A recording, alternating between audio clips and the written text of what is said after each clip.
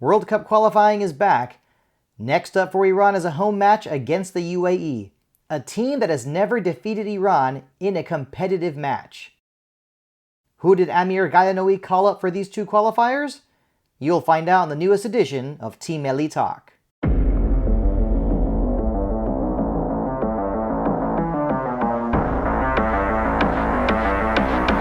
Hey everyone, welcome back to Team Melli Talk. It's great to be here. Before we get started, make sure to check out our store.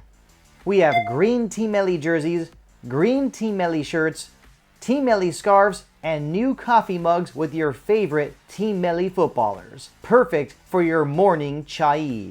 Next, don't forget to register your interest for 2026 World Cup tickets at FIFA.com. The World Cup will be here before you know it. Do not miss out. Now let's take a look at the players called up by head coach Amir Ghalenoei. And for this segment of the show, I'm joined by my good friend Darren Yahyakhan, diehard Team Melli supporter. Darren, great to have you back on Team Melli Talk. How you doing, man? Thank you so much for having me, Art. It's great to be back on the show. I'm looking forward to today's discussion. All right, so we want to talk about the list of players called up by head coach Amir Ghalenoei for these upcoming World Cup qualifiers. Let's get right to it, starting with the goalkeepers. Ali Reza Behranvand, Hossein Hosseini, Payam Niazmand, and Mohamed Khalife of Aluminium Arak. So, what do you think of these four goalkeepers? Before I have you answer this, I think I just want to go ahead and say it. Not much of a surprise here. I am thrilled to see Mohamed Khalife. He's 20 years old. Thrilled to see him on this list. But, what have you got to say about this? Yeah, the goalkeepers is honestly the most predictable position to select for Team Melli. You always see Behranvand, Niazmand, Hossein Hosseini, and Khalife is a new one. And I think it's a good list. I can't complain. There aren't any better goalkeepers, but the only issue I have with this is why did we select four goalkeepers? Because we have this tendency of just selecting four goalkeepers for each set of games we want to play or every tournament we want to go. I don't know why we can't just select three, Well, hey, you're preaching to the choir here. Obviously, we would need to talk to Amir Ghalenoei, but yeah, I definitely agree with you on that. But, instead of trying to, crack this code or, overthink and whatnot or beat a dead horse, let's just, I want to know who would you pick? If it's your choice, who do you pick to be the starting goalkeeper when Iran faces the UAE?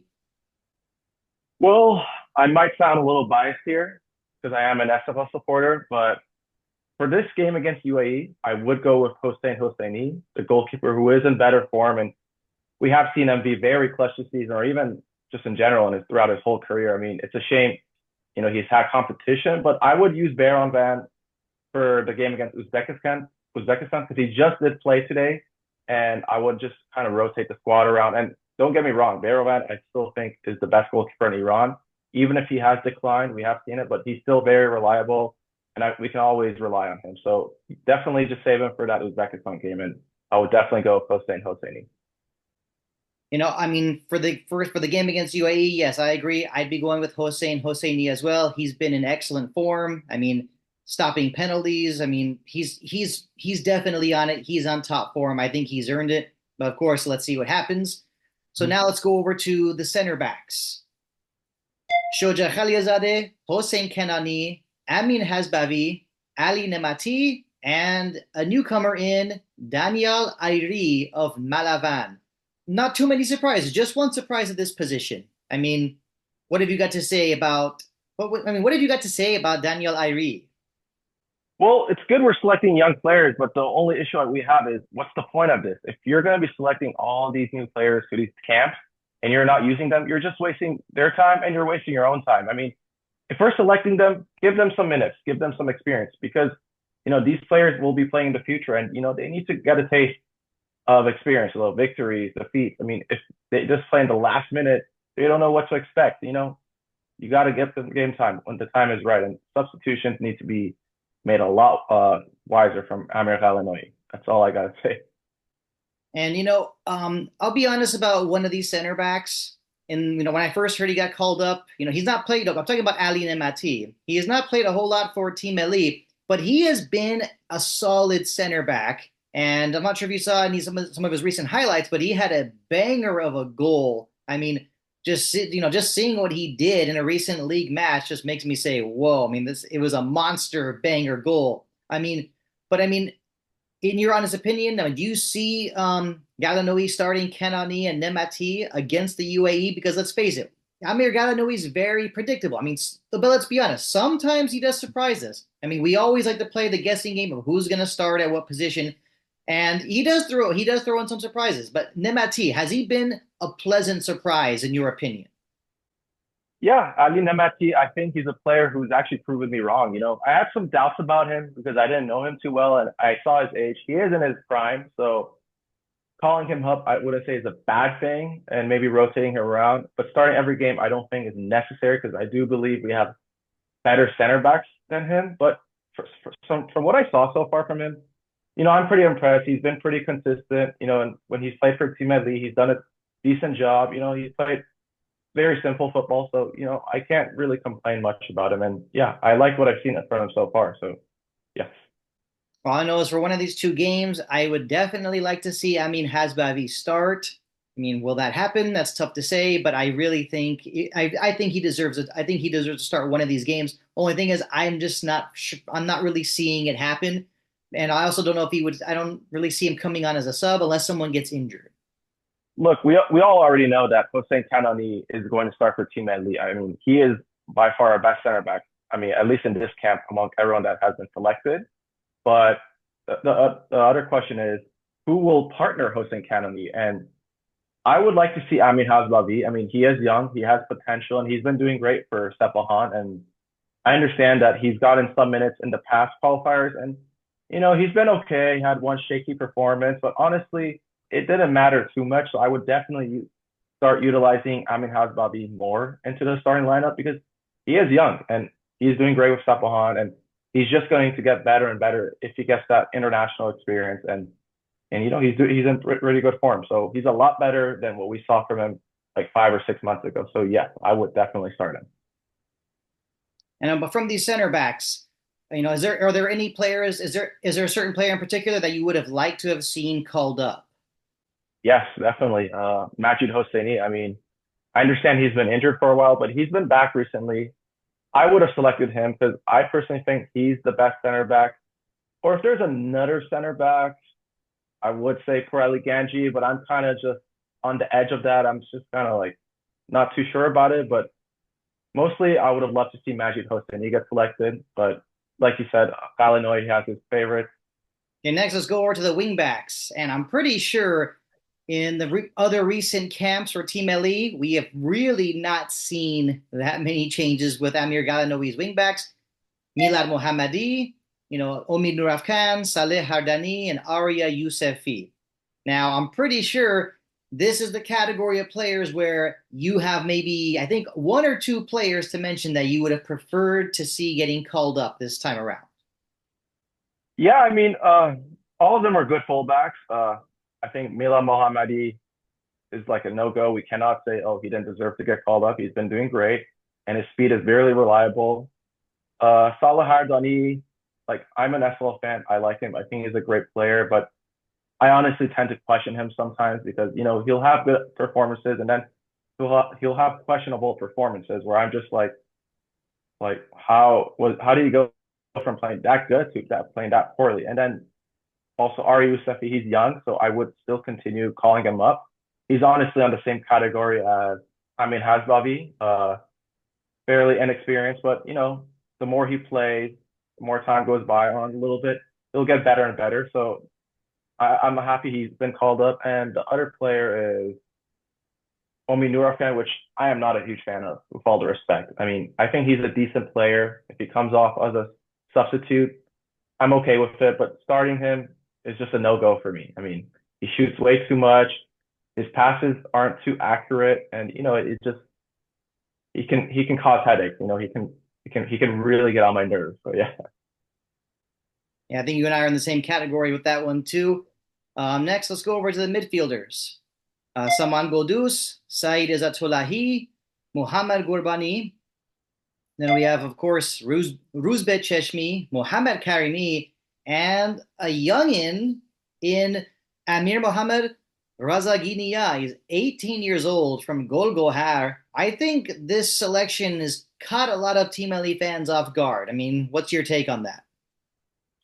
Yeah, he's a teenager, so of course, but like I said earlier in the video, I think if you're going to select these players, you have to at least try to give them some playing time, even if it's a tough match or like a close match. You still use them at some point in the game. Like you have nothing to lose. I mean, this is where you kind of got to learn and experiment around because when the World Cup comes around, what substitutions are we going to do? Like the same old ones we always do? No, because half of those players may not even be at the World Cup by then. So you got to start utilizing more younger talent, if we're gonna call them. Yeah.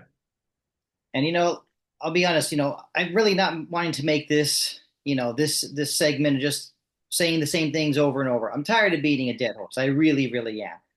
And but then when looking at the midfielders, I'm a big fan of Mohamed Gorbani, but I must say I was not a big fan of him transferring from Orenburg in Russia to Al Wahda in the United Arab Emirates. I feel like we're seeing too many of our footballers playing in the UAE. I'm not a fan of it, but of course they're making these decisions for for their reasons that they find very important. And I can't just say, hey, listen to everyone else.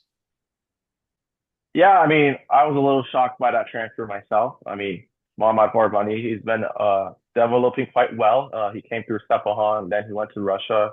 He's been doing decent. I mean, he's been getting minutes. So, I was happy that Ghalenoei was slowly utilizing him into that Team Melli lineup. But yeah, I mean, I'm never a huge fan when I see our players go to the UAE League or Qatar, just even go back to Iran, especially when they're playing in Europe. So it really just makes no sense for me, unless if they're just struggling or not getting much game time. But Mohamed Ourbani, he's been getting good minutes. So yeah, it was a huge shock for me. All right, now let's go over to the wingers slash, winger slash attackers. First for this, the first four set of wingers, very familiar. This isn't even something you need to do your homework or searching on. Ali Reza, we got Jahan Bash, Golizade, Mohebi, and Gaedi. I think we obviously have nothing negative to say here about these four footballers. But then, of course, and also adding the attackers I'm glad to see on this list, Hossein Nejad and Hossein Zadeh. I mean, so from what you see here, is it for you, from your point of view, is it very difficult to find any negative here? I mean, are there any other? Is there another winger you were suddenly thinking of, or is this for you? Has this just become okay? These are the guys, these are the wingers, these are our attackers, and we trust them. I would have said, Sion Manesh, I would have loved him called up, but he is injured. And then, there's all those rumors with Dennis Eckert, whether will he play for Team Melli or not. We'll just have to find out. I mean, it's just to be determined. I mean, I would have loved to see them be there, but honestly, I feel like we have a lot of players who are playing abroad or are like Iranian descent in Europe. So I would definitely love to see one of those guys get called up in the future once they get more known a little bit more. But I am content with the wingers and attacking midfielders are called. Before it was a little issue, but yeah, I have no complaints. But it would have definitely been nice to call up some new faces. Well, going to piggyback on something you said earlier. I mean, Javad Hossein-Nejad has been called up a decent amount. He's not been given very many meaningful minutes. And it's like it goes back to what you said before too, where you call up some of these younger players and you already look at that list and say, okay, this guy is probably you basically we're saying this guy's not going to play. We know he's not going to get minutes. Sometimes we even say, will this guy even, be on the dress list for game day? But, Mm-hmm. but by this point with Javad Hossein-Nejad, I really believe that he has got to get some good minutes. And I'm not saying he needs to be in the starting lineup, but just bring him on as a sub in the second half, even if whether it's the last 20 or 30 minutes. I just don't. I mean, I think it gets irritating when we see our younger guys coming on just during stoppage time, and especially when you have like a 2 or 3 goal lead. I mean, I really can't say much more about that. But let's move on now to the strikers. Now we actually only have three of them right here, and Sardar Azmoun, Mehdi Tarmi, and Ali Alipur. And before I let you respond or say anything, I just want to send my personal thank you to Amir Ghalenoei, which is thank you for not calling up Shahriar Moganlu. Thank you. Okay, now I mean, Ali Alipur, he's been mentioned over the years. He's had a couple stints in Portugal. I mean, from my point of view, I wasn't too thrilled about him. I wasn't excited about him getting called. Obviously, I was happy to see him called up instead of Mo Ghalenoei. Of course, from what you just heard, my whole thank you to Ghalenoei. I just feel like Ali Alipur could have been more useful when he was, playing in Portugal. But he's having a good season with Paris Police. I mean, are you happy to see him on the list? Do you want to, but more importantly, do you want to see him get big minutes? Yeah, first of all, I am more excited. He's been called up over Shahir Mohanlu. This is obviously great news for all of us or all Team Melli fans because we can clearly see that Shahir Mohanlu is not Team Melli material. With Ali Alipur, yeah, he's a decent player. He went to Portugal. He was average there. I mean, he wasn't too bad, but honestly, I would see him as a super sub at this point because he can cause a few headaches. He can make impact, and I've seen him play. I mean, he has his moments. So yeah, I mean, why not? But I mean, do we really have any better strikers that are known or young or really ready to play? Because with Ali Alipur, I think he's always been a great player, but he's always had that competition of making these camps with because our attack has just been so good over these last like 6 or 7 years. So, but it's good to see him right now, and I would honestly wouldn't mind if he gets called up in the future because he can make impact, and if we really need to change something, I think he could be the guy we can rely on, like a super sub. Darren, really appreciate you taking the time to join us here on Team Melli Talk. We're just about to wrap this up, but I mean, was there maybe one more player you really feel like Iran should have called up on this list? I mean, we went through all the positions, but it's always natural now and then, in the back of your head, maybe you just say, no, yes, this guy still needs to come. I'm just going to say it myself. Do you think Ramin Rezaian should still be getting called up? He's getting up there in age, but he's still doing pretty well for Esteghlal. Yeah, I follow Esteghlal, and honestly, Ramin Rezayan, to him, age is just a number. I understand he's getting older, and we need to utilize younger players, but is he really worse than Saleh Hardani or because I don't think so because he's good going forward. Yeah, he can be a little vulnerable defensively. I understand that, but his set pieces are something great, and honestly, his free kicks are a little bit like David Beckham. I mean, I'm not trying to praise him too much, but he has these good moments and he's passionate. He has a lot of dedication. We don't see that from too many Team Melli players. So I think for the locker room, he would be great. Like he would teach these younger players what it really takes to be on the national team of Iran and what is needed to be done.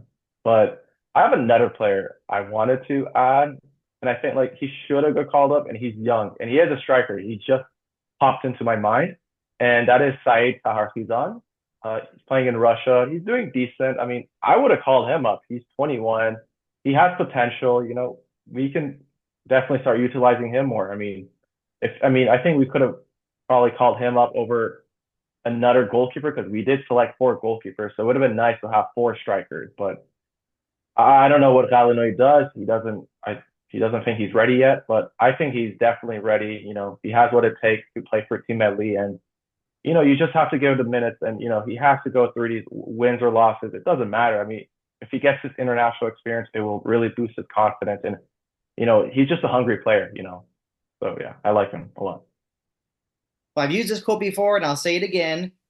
To Amir Ghalenoei, 23 is the new 18. So yes, he's obviously not in any. He's not going to just suddenly change overnight. If you're 23 years old, you're mid 20s. After that, he believes you are ready to play, and that's it. But Darren, thank you for taking the time to join us on Team Melli Talk. Really glad you were able to join us, man.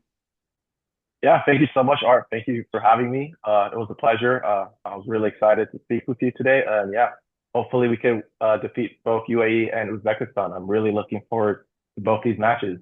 Thank you so much. It is time to analyze the UAE.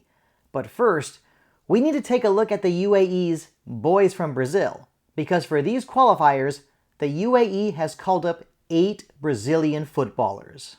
So let's start with the guys who have already been capped for the UAE. Marcos Meloni, Fabio Lima, Bruno de Oliveira, and Caio Canedo. Fabio Lima has scored 16 goals for the UAE, and let's not forget that 4 of those goals came in a 5-0 victory over Qatar last November. Caio Canedo has found the back of the net 10 times for the UAE, and he can play as an attacking midfielder or as a winger.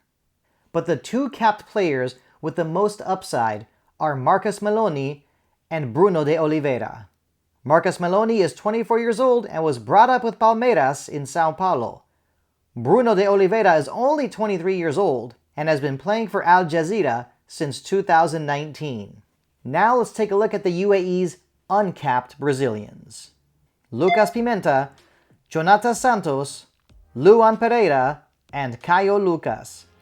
Center back Lucas Pimenta is 24 years old and has been playing for Al Wahda since 2020. But I think it'll be difficult for Lucas Pimenta to get playing time against Iran because UAE head coach Paulo Bento really loves his center back duo of Khalifa Al-Hamadi and Kwame Alton. In fact, these two guys have started together in 4 of the UAE's 6 matches in this current round. Winger Jonathan Santos is 23, and he was brought up with Fluminense in Rio de Janeiro. Next, Luan Pereira, also known as Luanzinho. He is 24 years old and was capped for Brazil at the U17 level. Out of all 4 of these players, the footballer with the most unique CV is Caio Lucas. I mean, he's also 30 years old, but he has played for Kashima Antlers in Japan and also had a stint with Benfica in the Portuguese Primeira Liga. These 4 uncapped players obviously are not world beaters, but the bottom line is that head coach Paulo Bento continues to show everyone that he is willing to call up anyone he can to help the UAE qualify to the World Cup. But aside from all the naturalized players, my player to watch from the UAE is striker Sultan Adil. Sultan Adil of Shabab Al-Ahli is only 20 years old and he has already scored 6 goals for the UAE in 11 appearances. And this will likely be his first appearance for this current round of qualifying. In terms of all-time history, Iran has absolutely dominated the United Arab Emirates. The last meeting between these teams took place in September 2024. Iran scored a 1-0 victory on that day. It was Mehdi Gaidi who scored the only goal of the match. Now for the keys to victory. Number 1, attack on the flanks. Number 2, watch out for long-range shots. And let's not forget, Iran will face the UAE on March 20th in Tehran. After watching film of the UAE's victories over Kyrgyzstan and Qatar, it is clear that the UAE defense is still suspect and at times can be very late to react, especially against the run of play. But this doesn't mean that Iran should take the UAE lightly. Let's talk about Fabio Lima. Yes, he had 4 goals against Qatar.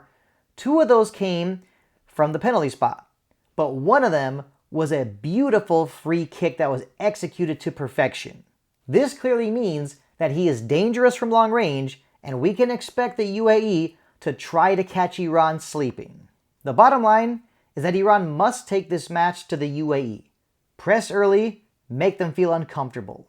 As long as Iran stays disciplined in the back and attacks the UAE on the flanks with some good overlap play, I expect Iran to come away with a 2-0 victory.